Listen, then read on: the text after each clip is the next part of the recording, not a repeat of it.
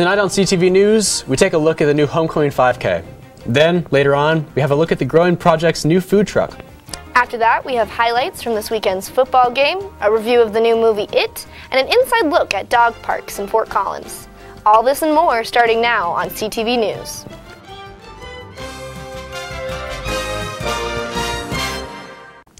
Good evening and thanks for tuning in to CTV News. I'm Stuart Smith. I'm Tatiana Parafiniuk-Talesnick. Roughly 75 females nationwide entered and completed the Marine Corps Officer Candidate School Program, or also known as OCS, this past summer, including 2 Colorado State University students. Cindy Merckx and Caitlin Derrick are the first females to complete the program from Colorado State University since 2011. Participants in OCS complete either a 10-week program over the course of 1 summer or 2 6-week programs over the course of 2 summers. According to the captain, Ryan Hart, the selection process of the Marine Corps Officer Program participants are placed through a rigorous training process. Hart told the Collegian that it is one of the most physically, mentally, and morally challenging leadership schools in the world. Derrick grew up in a military family and from a young age was inspired by having a military career.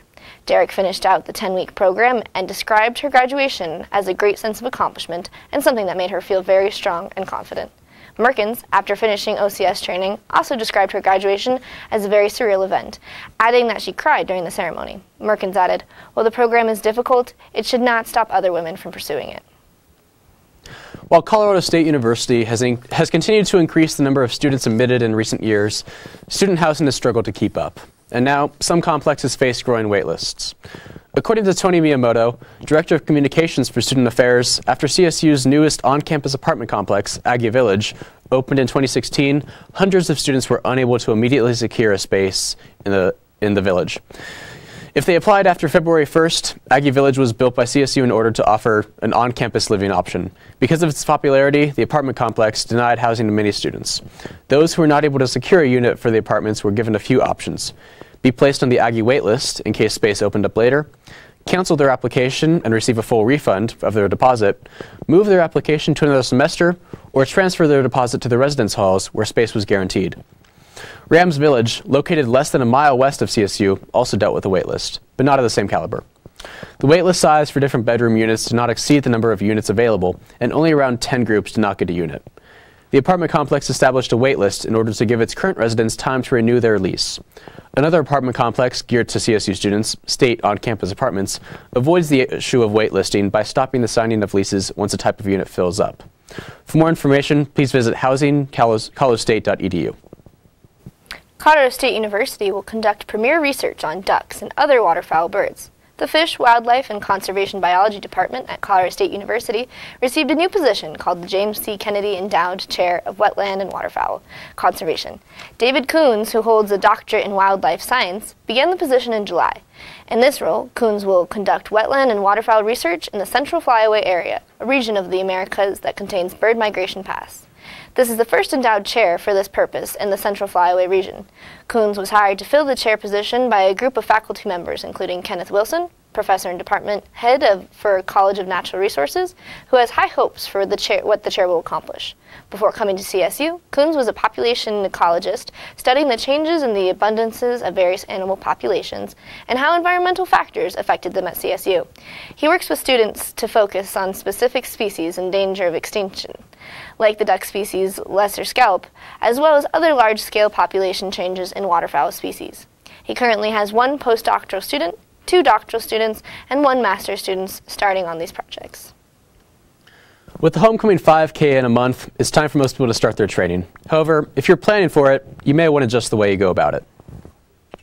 When you line up with the Homecoming 5K this year, be prepared for a different race. The Department of Health and Exercise Science here at CSU has decided that the final event at Hughes Stadium will be the Homecoming 5K. Typically, the Homecoming 5K has been held on the CSU campus, starting in the Oval, wrapping around campus, going south on Shield Street, and then coming right back to the Oval. It's a very fast course. The new course at Hughes will not be the same.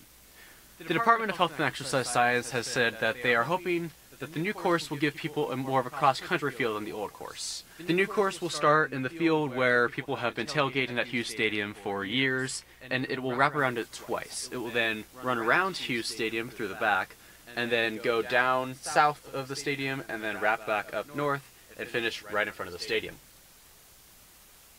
For a lot of people, the new course will be a welcome change. However, for many more serious runners, they're not so happy about it. Here's Jake Worrell, a ranking member of the CSU Striders Running Club. Super dusty out there, everything's kind of dead. It's not as accessible for students to get to. It's not as fast either. You know, people want to run fast, people want to run, like 15 minutes, 16 minutes, maybe under 15 if you're that type of person. They just want to, run fast and stop, doing it on the cross-country course by Hughes just as slow. Fortunately for Jake and his friends, the course will go back to its original after this year. Last night was all about food, music, and fun at the Hope Farm. The event hosted by the Growing Project was called Food Truck on the Farm. The Growing Project is a nonprofit organization that works to promote local agriculture. Community members of all ages were encouraged to bike to Hope Farm to celebrate a successful growing season. Although the entrance was free, there was food for purchase and beer for donation. These donations go directly to the Growing Project's Youth Growing Program. The event also featured live music and a tour of the farm. Overall, it was a relaxing night and a great way to celebrate the end of summer. If you're interested in learning more about this organization, visit www.thegrowingproject.org. But let's take it to our live reporter, Nicole Parra. We don't have live right now, so we're just going to go ahead.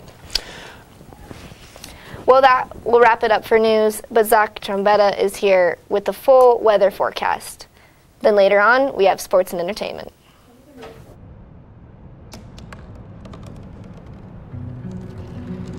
They said I couldn't dream. Called me a piece of trash and swore that's all I'd ever be.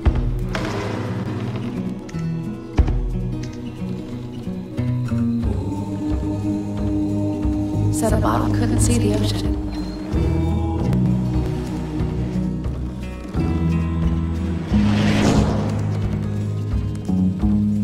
Give up. Go back to the dumpster.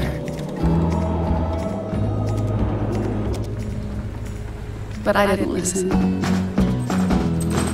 I made my way.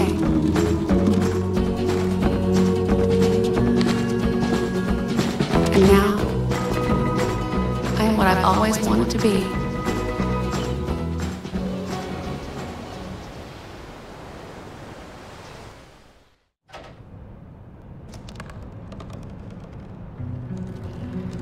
They said I couldn't drink.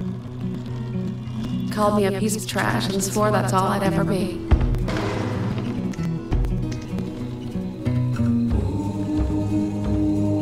Said a bottle couldn't see the ocean.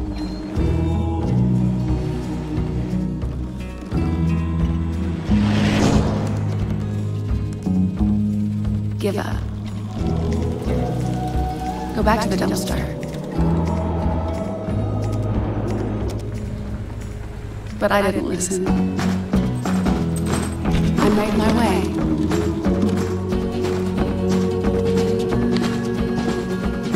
And now, and I've always wanted to be.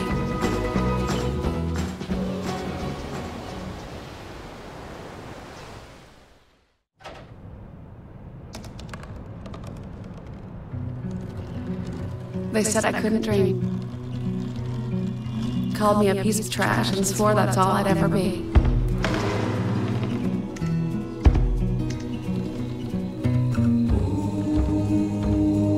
Said a bottle couldn't see the ocean.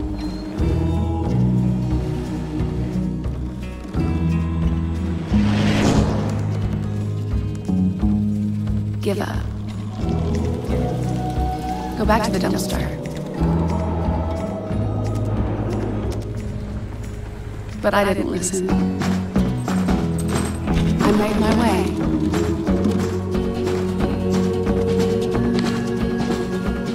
And now, I am what I've always wanted to be.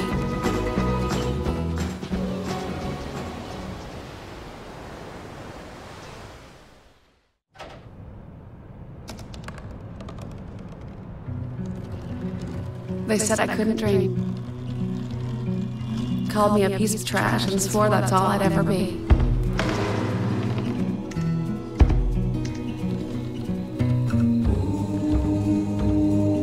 Said a bottle couldn't see the ocean.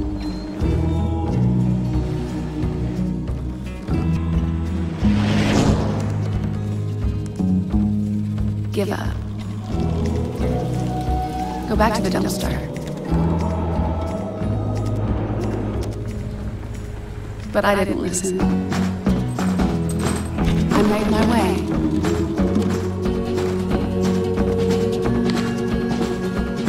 And now, I am what I've always wanted to be.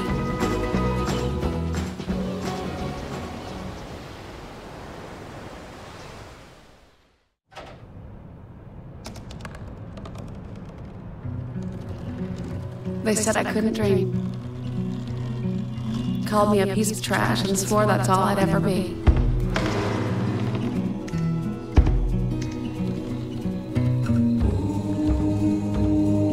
Said a bottle couldn't see the ocean.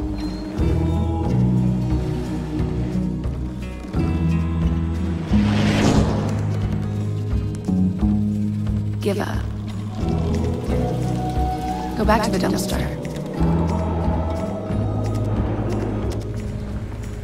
But I didn't listen. I made my way.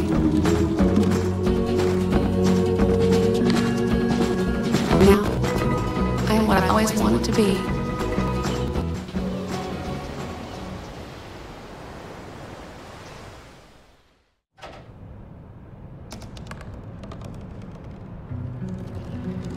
They said I couldn't dream. Called me a piece of trash and swore that's all I'd ever be.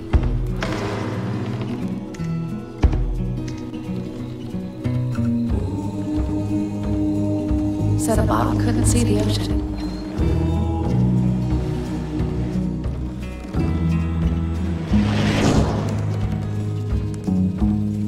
Give up. Go back to the dumpster.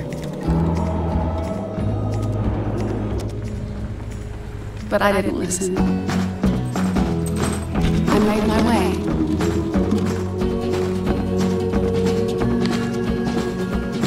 And now, I am what I've always wanted to be.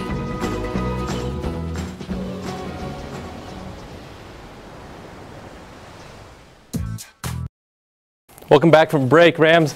Weather anchor Zach Trombetta here. I hope you guys all had a fabulous weekend and were able to check out maybe the CSU football game, the Monday night game last night for the Broncos. It was a great weekend. Today, 89 degrees as a high. Pretty nice temperatures outside right now as well. 80 degrees, a sunset at 7:25 tonight. Get out and check that out. Tonight, around the state of Colorado, we're looking at lows at 56 in Fort Collins, 58 in Denver, 56 in Colorado Springs, and 58 in Pueblo. Out on the eastern plains here, 51 in Lyman, up in Sterling, 56. Out on the western slope, Grand Junction, 62 degrees, pretty warm. Vail, 44, and up in Craig, 45. Now we're going to take a look at tomorrow's highs, starting up in Fort Collins, 86 degrees, 89 in Denver. Pueblo and Colorado Springs going to be pretty warm down there, 90 in Pueblo, Colorado Springs, 85.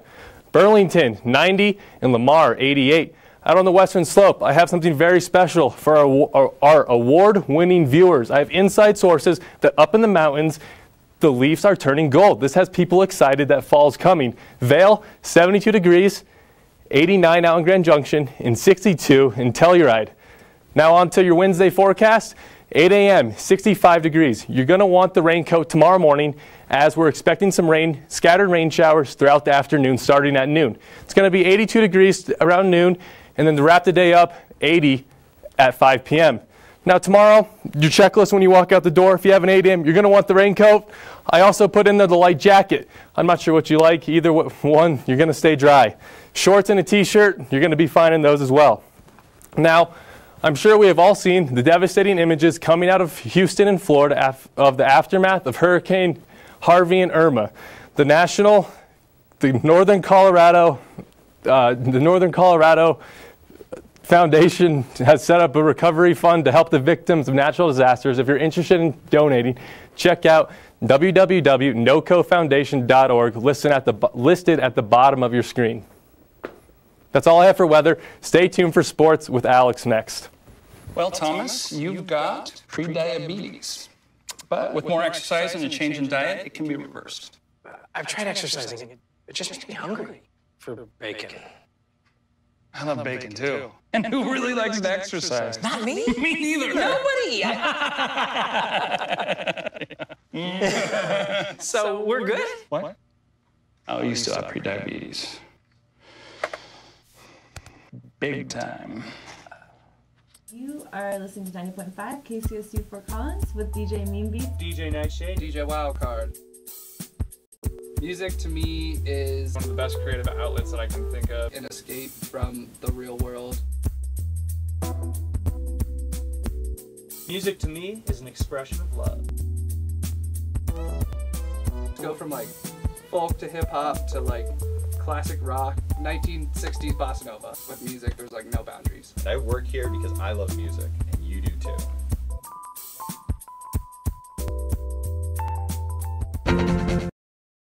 Welcome back from the break. I'm Alex Clough. Let's get to it and talk sports. The Colorado State football team had their third game of the season Saturday against Abilene Christian, who is in the Southland Conference. The Rams beat the Wildcats 38-10. QB Nick Stevens was able to complete 25 of 40 passes for 337 yards and 3 touchdowns. He also had 1 interception on the day. Izzy Matthews, Dalen Dawkins, Michael Gallup, and Dietrich Clark all had touchdowns. Matthews even had his first receiving touchdown of his career. Now on the defensive side, Josh Watson has been making headlines as he has been the leading tackler in all 3 games. They recorded 7 tackles and 1.5 tackles for loss and 1 pass breakup. Looking ahead, the Rams head to Tuscaloosa this Saturday to face the #1 team in the SEC, Alabama. This is going to be a tough one considering Alabama already has 2 wins under their belt against Florida State and Fresno State. The last time CSU beat a team in the SEC was back in 1997. For coverage on this game, follow the CTV Twitter account. The volleyball team won the Colorado State volleyball tournament this weekend. Sonia Cheesemick was named the MVP of the tournament. The biggest win came from the sweep against number 16 Michigan on Friday. Cheesemick led the team with 13 kills and a hitting percentage of .500. Brianna Reynolds and Paulina Hogard Jensen also added 12 kills and 11 kills. After this weekend, Sonia Cheesemick was named Mountain West Offensive Player of the Week, and Paulina Hogard Jensen was named Defensive Player of the Week as well. Cheesemick had a total of 35 kills and a .415 attack percentage this weekend. The team also moved up 3 spots from number 25 to 22 on the ABCA coaches poll. The team will host the second CSU tournament starting this weekend before they enter into conference play. The Rams will play this Friday at 7 p.m. in Moby. The soccer team also had a pretty good weekend. Allie Murphy-Paletta was voted NCAA Women's Soccer Player of the Week. She earned this title after her first ever hat trick in program history last week. On Friday, the team played SIU Edwardsville and battled to a scoreless draw. CSU's goalkeeper, Hunter Pfeiffer, had 11 saves, which is a program record. CSU had 8 shots on goal and SIU had 11. But the team bounced right back on Sunday and beat North Dakota State 5-1. All 5 goals were scored in the second half. 2 of the goals came from freshman forward Carly E. Hart. E. Hart scored on a turnover in the 56th minute. Lexi Swenson, Kaylee Lordman, and Callie Clements contributed the other 3 goals. The team will travel to Kansas State this Sunday. For more updates throughout the week, follow the CTV 11 YouTube page. And don't go away because Kiaira Coles is up next with entertainment. They told me a bottle couldn't dream. That I would never become a superhero.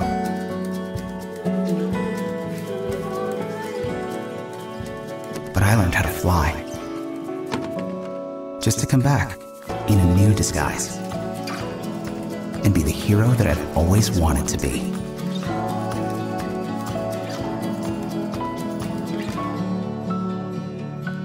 Listen, I realize that I'm not perfect, but it all really started to change because you judge me for having a problem. No one is going to know that I need help. I need help. I know that no one is going to judge me for having a problem. I realize that I'm not perfect, but it all really started to change because you listen.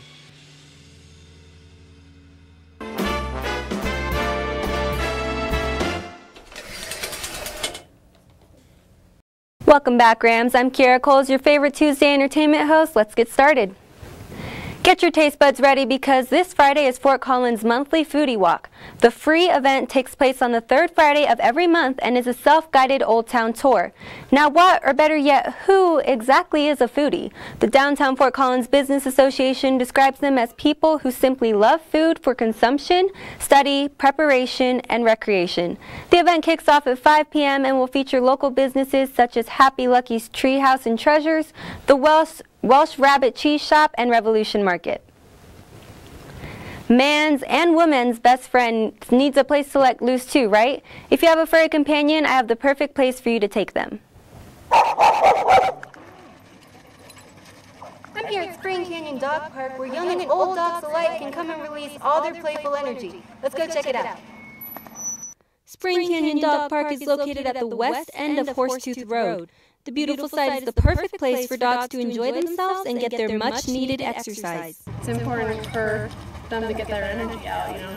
The park was created in partnership with the Larimer County Humane Society and has developed substantially throughout the years. That little shelter thing right there wasn't there, and I don't think any of these little cylinders were there, and it's just in general like way more groomed, and the water part wasn't there. Socialization is great for the animals, but it is important to make sure they receive the proper training at home to avoid possible aggression with other dogs. Read and some articles and stuff, and like proper training. It's just like good, especially with male dogs, to assert your dominance as an owner. Regulations and other information relevant to owners are posted throughout the area. With owners keeping aware of park rules, their playful companions are free to run, fetch, and swim as long as their hearts desire. Until it's time to go home, of course. If you're a lover of all things dogs, be on the lookout for the Doggy Olympics and Tour de Corgi, 2 events taking place in Fort Collins later this month. It's the movie that's breaking box records and leaving people like myself running from the theater in tears. Let me give you a hint as to what it is. It's terrifying, it's pretty gory, and it features a face-painted man who by no means lacks any supply of floating red balloons. I'm sure you've guessed it by now. The movie I'm referring to is in fact It. The horror flick centers on a serial killer clown who terrorizes a group of young friends. The movie is literally what nightmares are made of and will have you on the edge of your seat throughout the entirety of its screen time. The film, which scored an 86% on Rotten Tomatoes, has critics saying it's well acted and fiendishly frightening, with an emotionally affecting story at its core. The terror of the movie is interspersed with quite a bit of nostalgic humor, which helps alleviate some fear. However, I would still highly recommend leaving any kiddos at home if you plan on making a date with this killer clown.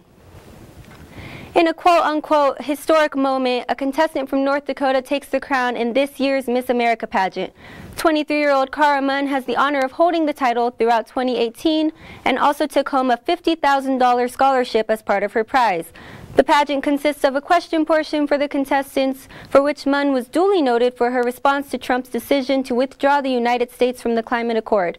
When asked about the matter, Munn said, quote, "I do believe it's a bad decision. There is evidence that climate change is existing, so whether you believe it or not, we need to be at that table."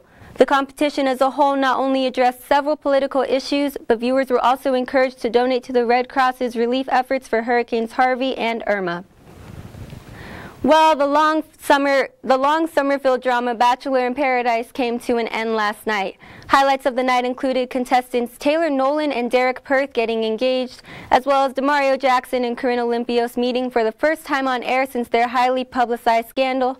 The franchise will return in January 2018 with a surprise bachelor.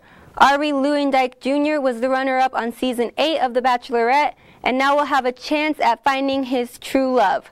But can we take a second to address, where did this guy even come from? The Bachelor will be going into its 22nd season, and it chooses to feature someone from Season 8.